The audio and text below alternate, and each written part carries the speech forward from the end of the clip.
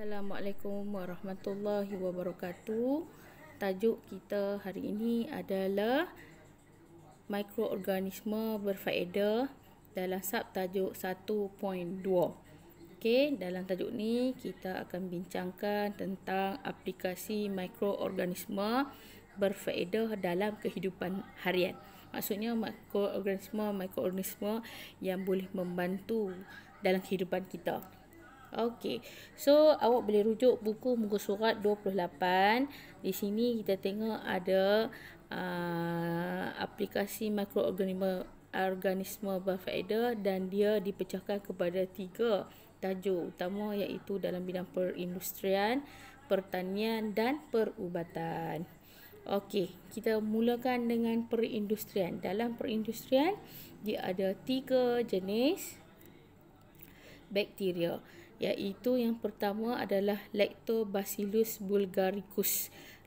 Lactobacillus ni digunakan dalam menghasilkan minuman untuk pencernaan sistem digestif kita, sistem perkumuhan kita. Dan dia selalunya ni diletakkan dalam Yakult ataupun Vitagen. Okey, dia memang baik sangat untuk penghadaman. Yang kedua adalah bakteria jenis Bifidobacteria sp dan juga Lactobacillus subtilis.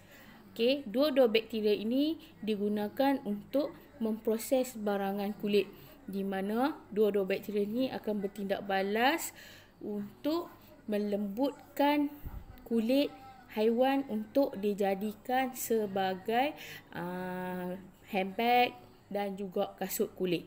Dan seterusnya adalah yeast.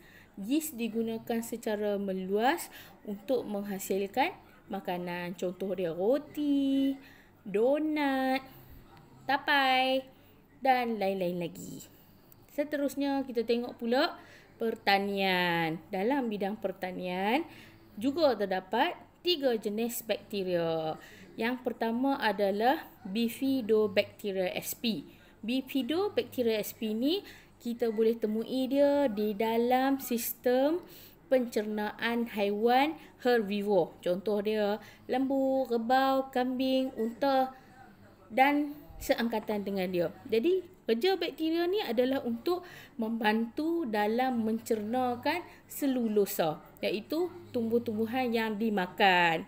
Okey, seterusnya bakteria penitritan.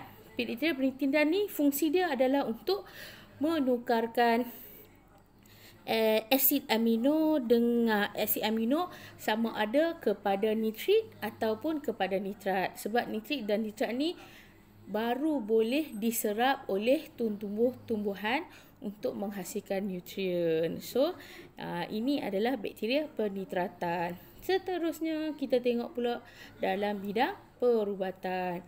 Dia ada banyak dekat sini. Yang pertama adalah hormon seperti insulin. Hormon insulin kita tahu adalah hormon yang digunakan untuk pesakit-pesakit diabetes. Pesakit diabetes ni adalah pesakit kencing manis. Bakteria yang digunakan untuk menghasilkan hormon insulin adalah E. coli. Okey, E. coli. Jadi dia akan ambil dia punya DNA rekombinan ni. E. coli ni akan menghasilkan sejenis hormon insulin, dan insulin tu disuntik ke dalam pesakit diabetes. Seterusnya kita tengok pula bakteria dan juga fungus yang boleh membantu dalam penghasilan antibiotik seperti penicillin. Penicillin Syrosigenium. Okey, fungsi penicillin ni adalah untuk mengubati penyakit seperti gonorrhea, sifilis, anthrax dengan pneumonia. Macam gonorrhea dan sifilis ni dia adalah penyakit kelamin. Kalau untuk pneumonia kita tahu lah untuk sesak nafas ataupun sesak nafas. Anthrax tu dia adalah satu penyakit hasilan daripada manusia sendiri. Okey, so seterusnya adalah vaksin. Okey, Vaksin yang dihasilkan oleh mikroorganisme adalah seperti rotavirus, di mana vaksin rotavirus diberikan kepada kanak-kanak untuk mengelakkan kanak-kanak ini dijangkiti dengan virus rotavirus. Jadi sebelum rotavirus menyerang, kanak-kanak dia disuntik dengan vaksin ni supaya mereka akan tahan dengan serangan rotavirus. Maksudnya dalam badan mereka ada antibody untuk melawan rotavirus. Selain itu, vaksin daripada Salmonella SP juga dihasilkan untuk mengubati atau menghalang penyakit demam kepialu. Demam kepialu. Okey, demam kepialu tu adalah demam yang demam tinggi, cirit-birit, muntah-muntah dan yang seangkatan dengan dia. Selain daripada itu, vaksin yang ketiga pula ada vaksin polivirus. Polivirus adalah vaksin yang diberi pada kanak-kanak untuk mengelak dari penyakit polio. Penyakit polio memang dah tak ada dekat Malaysia. Okey, dah tak ada langsung. Penyakit polio ni adalah penyakit kaki dia bengkok dan juga dia punya saluran paru-paru dia tidak boleh dipam dengan baik. Okey, kita sambung pula kepada ini contoh-contoh dia. Okey, sekarang kita tengok potensi kegunaan mikroorganisme dalam bioteknologi dan kelestarian alam sekitar. Dalam bioteknologi hijau, penggunaan mikroorganisme untuk merawat sistem kumbahan dan menghasilkan ekoenzim melalui penapaian sisa pertanian adalah yang terbaik. Macam kita tahu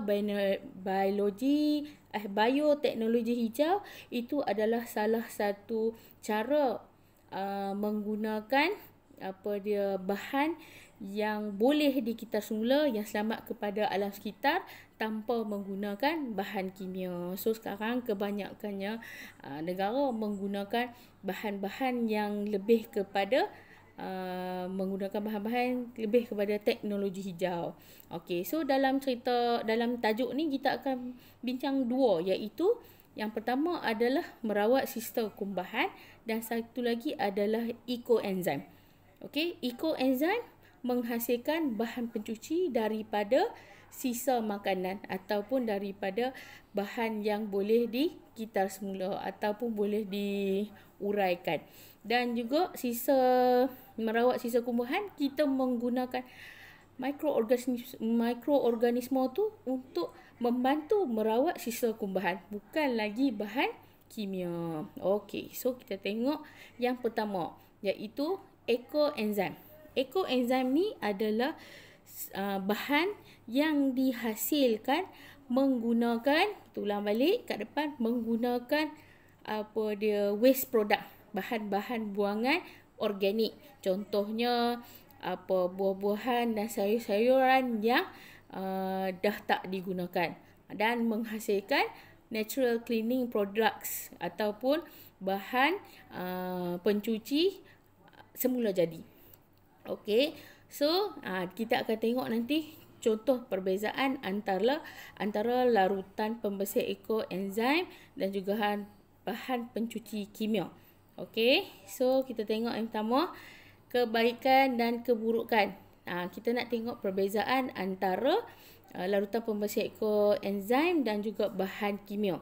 Yang pertama, kalau larutan pembersih ekoenzim, proses penghasilannya adalah melalui penapaian sisa pertanian. So maksudnya kita ambil bahan-bahan sisa pertanian dan kita tapaikan. Penapaian itulah digunakan untuk menghasilkan pencuci. Manakala bagi bahan pencuci kimia pula, dia menggunakan bahan kimia. Bahan kimia ni kita tahulah dia berbahaya. Seterusnya, aspek kedua adalah tindakan terhadap lemak dan gris. Okey, kalau larutan pembersih ekoenzim pula, enzim dari ekoenzim dapat menguraikan lemak dan gris kepada molekul yang lebih kecil. Manakala bahan pencuci kimia pula, dia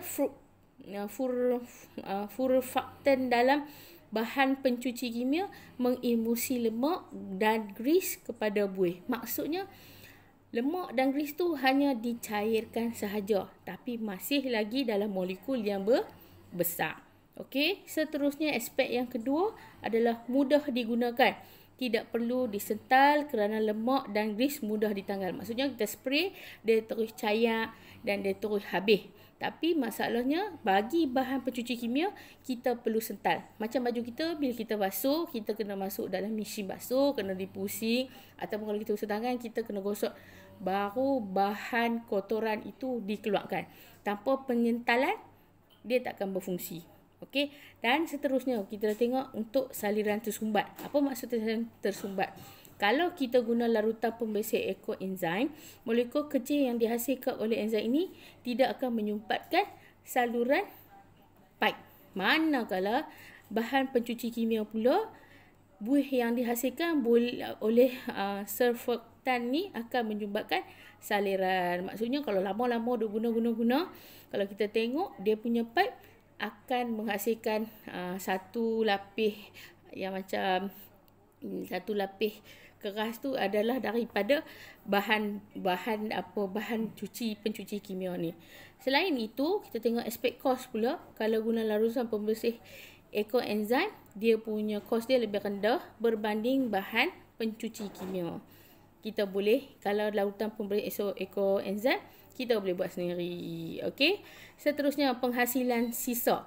Okey, larutan pembersih ekoenzim tu dia lebih kurang hasilkan sisa buangan berbanding dengan bahan pencuci kimia. Okey, untuk alam sekitar pula. Seperti kita tahu, larutan pembersih ekoenzim adalah lebih mesra alam dibandingkan dengan bahan pencuci kimia. Jadi maksudnya dekat sini, bahan pencuci larutan pembersih ekoenzim adalah lebih baik berbanding dengan bahan pencuci kimia. Okey, so sekarang kita nak tengok pula apa itu serum Bacteria Lactobacillus XP. Okey, serum Bacteria Lactobacillus XP digunakan untuk merawat air sisa dan enap cemar dalam sistem saliran. Ini untuk apa? Untuk merawat bahan buangan kita seperti tinja, air kencing dan yang kotor-kotor. Okey. So, antara kegunaan serum Bacteria Lactobacillus ni pula adalah yang pertama, dia boleh menyingkirkan bau busuk. Yang kedua, membantu pencernaan haiwan ternakan yang saya kata tadi duduk dalam perut lembu tu. Yang ketiga, membuat kompos. Maksudnya kalau kamu pelajar pertanian, kita kumpulkan bahan buangan pertanian tu, kita simpan lama-lama, dia akan terurai dan menjadi baja kompos. Dan seterusnya, memajukan industri pertanian. Okey, dan macam mana cara dia? Dia boleh menguraikan ikan kepada ikan baja. Seterusnya, menghasilkan enzim. Enzim ni untuk membantu dalam penapaian. Dan last sekali adalah merawat sisa kumbahan. Apa maksud merawat sisa kumbahan? Enzim ni serum bakteria ni digunakan untuk menghancurkan kita punya tinja, melarutkan dia, menghilangkan bau dia dan semuanya. Last sekali tinja tu akan jadi hilang. Okey, kalau kita tak guna, kita tak rawat sisa kumbahan kita, selama-lamanya lah kita hidup dalam bahan kumbahan kita sendiri. Okey, sampai dekat itulah. Terima kasih. Bye-bye.